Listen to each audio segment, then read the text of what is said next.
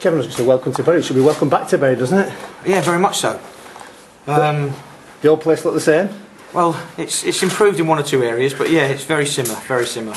So there's some personnel as well, like with John Level, etc. around the place? Well, behind the scenes, Michael and his mum and his sister and that. Yeah, so behind the scenes, it's very similar. And to be fair, it's like I haven't been away. To be fair, came in this morning and usual abuse was thrown at me. So, but they were good. But does it help, Kevin, the fact you? Oh yeah, I think it does. I mean, I knew where we were training today. I know where the balls are. I know where the bibs are. So it makes it so much easier. It's been easy for me. It's like I've been here a lot longer than 2 hours. 2 hours, yeah. And back on the old managerial hot seat. How does that feel? Yeah, well, it's great. I mean, it's what I do, and I really enjoy it. And if I can bring some of the success I had at Leeds and Sheffield back here, that'd be great. So what have you been doing in your sabbatical? Well, all over the world, to be fair. I had a good time to look at standards around the world and coaching techniques and just using that really. Keep yourself busy, man. That's the thing. Yeah. I guess as well then the chairman didn't have to sell you Bury because you know all about it. Well, yeah. I mean, look, I always think Bury's always been an honest football club. They're really decent, honest people here. They're football people. They care about their football club and Sam Ellis, who I've worked with for quite a while, has always said to me, sometimes it's not the club you work for, it's the people. And the board of directors impressed me with the fact that they want to move the club forward, and they asked me, with the knowledge that I've got, could I bring new techniques and things to the place, and I think that I can. You mentioned it, Kevin, already, but your record, it's a pretty good record. It's 3 clubs. I think Luton you can't. I mean, it was falling apart off the scene, wasn't it? So you can't even mention that. But the other 2 you took to the playoffs. Well, yeah, but I mean, even at Luton, we hadn't been paid for 3.5 months when we left, and we were unbeaten in 21 games. Took Liverpool to a replay, lost to Everton, I think, in the quarter-final. So, the lads were terrific there. And but yeah, I mean, I've got a 44% win record. That takes some doing. So I'm proud of that, and I want to maintain that as much as I can at Bury. Yeah, I mean, I was going to mention that. It's a pretty impressive record. Do you feel that sometimes looking at Leeds and Sheffield, the expectation level kills you? Because whatever you do, someone wants more. Whereas at Bury, I can't speak for all supporters, but if we stay up, that's the job done. Yeah, I mean, I've got a passion and a desire to want to get promoted wherever I've been, and I've been, at clubs where we've been very close to that, even though, things were tight at those clubs, very tight. I mean, Leeds had gone bust, and we know that. And Bury is a club that runs on a very tight shoestring, but there's no pretension about Bury. We don't say that we're going to be competing with Man United and Man City in the next 2 years, although I think we can. Yeah. But no, we're realistic about where we are, and we want to make this as good a club as we can make it. And I said the directors all want that, and so really I was impressed with how they came across. What is initial success? I mean, I know Bury bottom, but let's be honest, we're only September and we're only 3 points behind, so you've got something to go at, haven't you? Yeah, well, I've got to make sure that we can arrest the slide as quickly as we can, that's for sure, and short term it's to try and make sure we get out the bottom 4. I keep saying 3, but I keep forgetting there's 4 in this But let's make no bones about it. We've got to get out the bottom 4, and we want to do that as quickly as possible, and then build from there. Being around, you probably know the players, but who are the boys do you actually really know, if you know what I mean? The ins and outs. Well, I mean, I brought David Healy to Leeds from Preston, and I know Soji and a few of the other lads.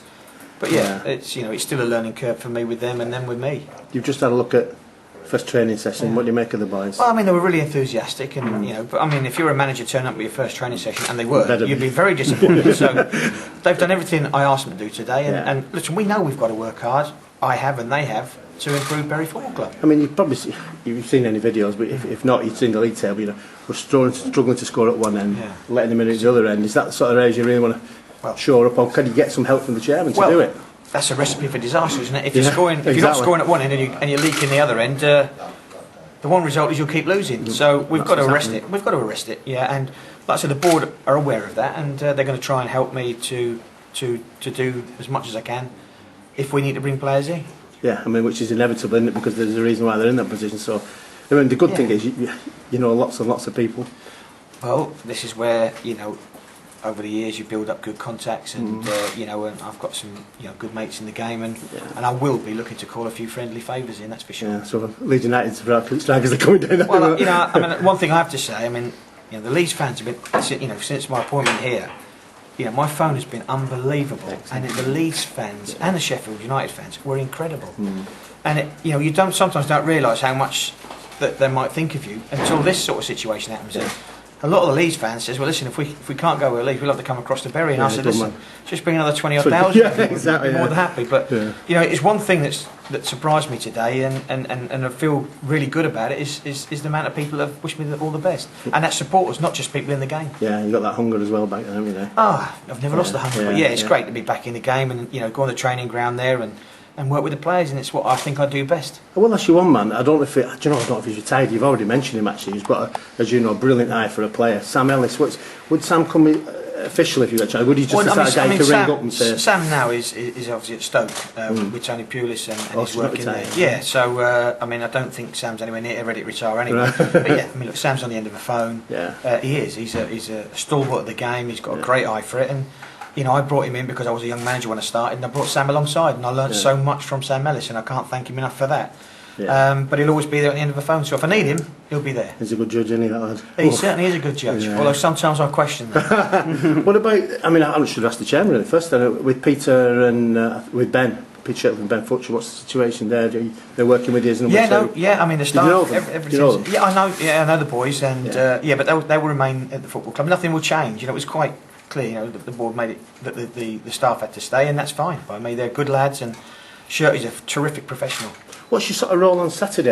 No point me asking about players because you've only been here a day, but you're going to let sort of Peter say, well, look, this and the other, and you sort of take more of a watching brief on Saturday. You're going to just pile straight in tomorrow?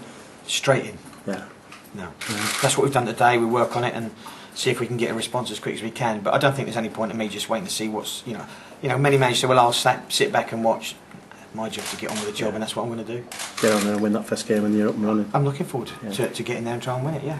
Hi Kevin, Craig from the Bury Times and Bolton News. I was just interested. You've obviously had to sell yourself to the chairman. I was wondering if you could sell yourself to the supporters to tell them what kind of football they can expect over the next few months. Well, I think we've got to be pragmatic. For a start, we're bottom of the league, so we better start getting some winning results, and that's winning football. And sometimes you have to do what you have to do to get results. And because as a manager, if you don't get results, you'll lose your job. It's as simple as that. So, even if you do. Well, listen, exactly right. But look, I like the game to be played, on the floor as much as we can. Pass the ball with pace, and hopefully the players can do that. And but like I say, there's an opposition who has a lot to say on how you play the game and how you can win the game. So we've got to be smart and know that we might need to win it in different fashions, but we've got to have the ability to change in the game to go and win it. Yeah. And you mentioned that you spoke to the chairman about how you would like to take the club forward. What is it that you think Bury needs or that you can give them to do that? If you've gone around the world and you look at how football's set up around the world, I think in England we're miles behind. And the expectation sometimes thrown on managers is seeing them lose their job after 6 or 8, 9 months. And you asked a question about style of football and whatever. Sometimes a manager might want to come in and play like Barcelona, but find out he's got Bognor Regis players. So practicality says he's got to play like a style with Bognor Regis until he can change it to Barcelona. That takes time. I'm seeing Brendan at Liverpool at the moment. He wants to change things around. It's going to take time, and people are already on his back. And that's the shame in football. Well, you go abroad and they know that where they want to be and how they want to get there takes time, and they're prepared to take that route. And that was sort of something that was sold to me really here by the directors, and I was really pleased with that. In between applying for the job and obviously now, have you had a chance to assess, maybe see any Bury matches ever recorded? It's incumbent on a manager when you're not working to, one, improve yourself, and two, go and watch as many games as you can. So I've seen Bury a few times, and a lot of clubs in all the divisions, and I've been asked by Premier League managers to do work for them and look at players. So it's been great to not only look at home but abroad as well. And I know they're the bottom of the league, but the performances have suggested that they could actually be in a better position. Where do you think they sit within League One? I think they sit where they are right now, and that's bottom of the table because they haven't scored enough and they've been conceding goals. So I don't think there's anything. There's no rocket science about that, is there? No. Okay, thanks. Andy from Tower FM, welcome. No doubt you've got a big challenge on your hands. Are you relishing it? Someone said to me, sent me a text message saying, "Listen, Blackie, you never take on an easy challenge, do you?" But no, it's. I love football, and I'm delighted to be here, and I just want to get on with the players and do what I think I do best, and that's coaching. Proud club here. No one likes to be bottom of the league. What can you say to the fans in terms of how things are going to change, and are they? Oh, they've got to believe that we can get out of the mess that we're in at the moment, and the mess is that we're bottom of the table, conceded the most number of goals, scored the least. So, we've got to turn it around, and look, every club needs supporters, and we need them when you're down. When things are flying, things float along nicely, but when they're not, you need support, and we need the support of the fans, and You know, one thing, you know, from my time here before with Bury is, you know, we might not have massive numbers, but the loyalty is just unquestionable. So we've got to call on that loyalty and hopefully move the club forward. Lots of things to get your teeth into, but can you kind of give us an outline of, say, the next couple of weeks and what your plans are and what you're going to be doing over this sort of crucial first 14 days? Well, unfortunately, we go game. So, you know, as a manager, you've got to look at how much effort the players will expend on the pitch and how much training you can do out there, because it's all right saying, well, I want to get my messages across, but if I leave all the effort on the training ground at this moment in time, you know, we could suffer in the game. So it's a happy balance. But I need the players in. So like today, they've done double session. They'll do another double session tomorrow. But with an eye to the game on Saturday and obviously the game on Tuesday. And just thoughts on Saturday for us?